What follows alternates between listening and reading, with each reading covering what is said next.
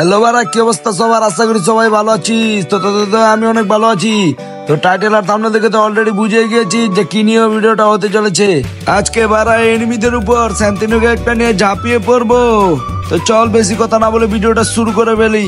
আর বারা, স্যান্তিনোকে একটা ইউজ করার সময় তোদেরকে একটা জিনিস সব সময় মাথায় রাখতে হবে। এটা আমার কাছ থেকে শিখে রাখ, এটা সবসময় মাথায় রাখবি।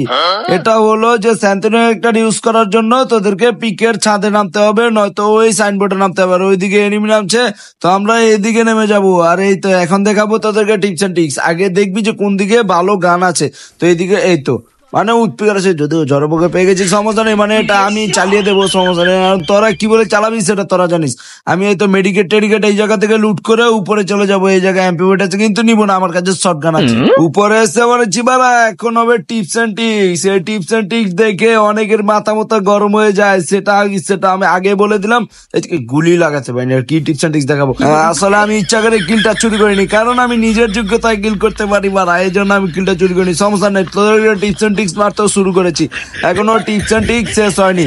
তারপরে তোরা এই জায়গা দিয়ে ঘুরবে। এই জায়গাটা যদি এক জায়গায় দাঁড়িয়ে থাকিস তাহলে কিন্তু তোদেরকে যে কোনো সময় মেরে দিতে পারে। তার জন্য তোদেরকে এই জায়গা দিয়ে ঘুরতে হবে। আর ঘুরতে ঘুরতে তোরা এনিমি পেয়ে যাবি। এই তো দেখেছিস একটা এনিমিকে ডাউন করে দিয়েছি। তারপরে এই জায়গায় আরেকটা এনিমি থেকে দেখেছি মেয়েকে একটা দৌড়চ্ছে। ও শুধু দৌড়াচ্ছে, মনে হচ্ছে বারা বট নাকি।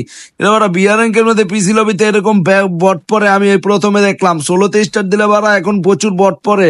ওই তো দেখেছিস ওকেও ডাউন করে দিয়েছি বারা। যাই হোক, অনেক কষ্টে কিন্তু 16তে স্টার দিয়েছি। ওই তো এদিকে একটা এনিমি নেমেছে, ওকে যদি আজকে আর কোনো বাহানা দেবো না, আজকে ডিরেক্ট অন্য ম্যাচে চলে এসেছি। কারণ বাহানা দিতে পারা পুরো আমার বাহানার ভান্ডার শেষ হয়ে গেছে। এখন কি বাহানা দেবো সেটাই ভুলে গেছি। কথা বলতে বলতে কিন্তু এই জায়গায় নেমে গেছি। আর এই দেখতে পাচ্ছি আমার এই জায়গায় আরেকটা আমার সাথে স্যান্তিনোকে একটা ইউজ করেছে, কিন্তু আগে তো আমি নামবো। আগে তো আর ওকে নামতে দেবো না, কারণ tips and tricks is very very important. এদিকে দেখছিস ও কিন্তু এসে পড়েছে, তো ওকে মারার জন্য আমি থমসম নিয়ে নিলাম। এদিকে মোটামুটি ড্যামেজ মারা খেয়ে যাবো নাকি? আরে না বারা, মারা খাবো না, ওকে মোটামুটি ধরে জাতা দিয়ে হলেও মেরে দেবো। সবসময় গেলে মারতে চাই, সবসময় মারতে চাইলে হবে নাকি? এনিমির কাছে মাঝে মধ্যে তো মারাও খেতে হবে। এনিমি কি প্লেয়ার না নাকি? ওদেরও তো কিল করার শখ আছে। আমি কি এনিমির শখ পূরণ করবো না নাকি? যাই হোক, সবসময় আমার বাহানা রেডি থাকে। সমস্যা নেই, একটা কিল কিন্তু হয়েছে। ওর কিল কিন্তু আমি পেয়েছি। আমি যে ওর কিল পাইনি এমন কিন্তু না। এই তো এই জায়গা দিয়ে জি10টা নিয়ে নিয়েছি। এখান থেকে কোন রকম পালাতে হবে রে বাড়ারে। এই জায়গায় যদি একবার ধরতে পারে না এরকম ভাবে, তো পিছন লেগে গেছে। ধরতে পারলে এবার এরকম হ্যান্ডেল মারবে না, যেটা যে জায়গা থেকে ছুটতে পারবো না জীবনে। ছুটাছুটি বাদ স্যান্তিনো ক্যারেক্টারটা নিচে মেরে দিয়েছি, কারণ Santino character is very very out of control. এখন দেখাবো তোদেরকে স্যান্তিনো ক্যারেক্টার ভালো মতো টিপস। এই তো ডাবল ভিক্টরটা নিয়ে নিয়েছি। ডাবল ভিক্টর দিয়ে ওকে যদি একটু সিঙ্গেল ভিক্টর দিয়ে মরতে, কিলটা চুরি করে নিয়েছে, সমস্যা নেই। তো কি ডাবল ভিক্টর, ওর কাছেও ডাবল ভিক্টর ছিল, তার জন্য পারিনি। আগেই তো বলে দিয়েছিলাম আমার অজুহাত সবসময় রেডি থাকে। তার জন্য এইবার কিন্তু আর কোনো অজুহাত দেখানোর সুযোগ নেই, কারণ এইবার আর ছাদে নামবো না। এইবার নেমেছি পুরো সাইনবোর্ডে নেমে এই জায়গা থেকে গানটা নিয়ে তারপরে খেলবো। এই জায়গায় ডাবল ভিক্টর পেয়ে গেছি। মানে double Victor is very very out of control. এই জায়গা থেকে এই যে ডাবল ভিক্টরটাকে ডাবল করে নিলাম। এখন নেমে আয় দেখি। এই তো বেডি এইসব টাইম নেই, সমস্যা নেই। এই তো পালিয়ে লাভ নেই, পালিয়ে যেতে পারবি না এই জায়গা থেকে। এই তো এসে পড়েছি এই জায়গায় মোটামুটি, কিন্তু ডাবল ভিক্টর দিয়ে তো এইদিকে মারতে পারবো না।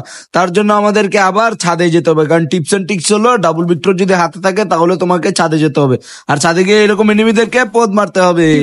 এটা পুরো সিম্পল, এটা বুঝতে হবে। তো এই তো দেখেছিস আরেকটাকে পদ মেরে দিয়েছি, কারণ কি ওদের কাছে কোনো গান নেই। এটা সিম্পল, বিষয়টা বুঝতে হবে। কিন্তু এই জায়গায় অনেকগুলো এনিমি আছে।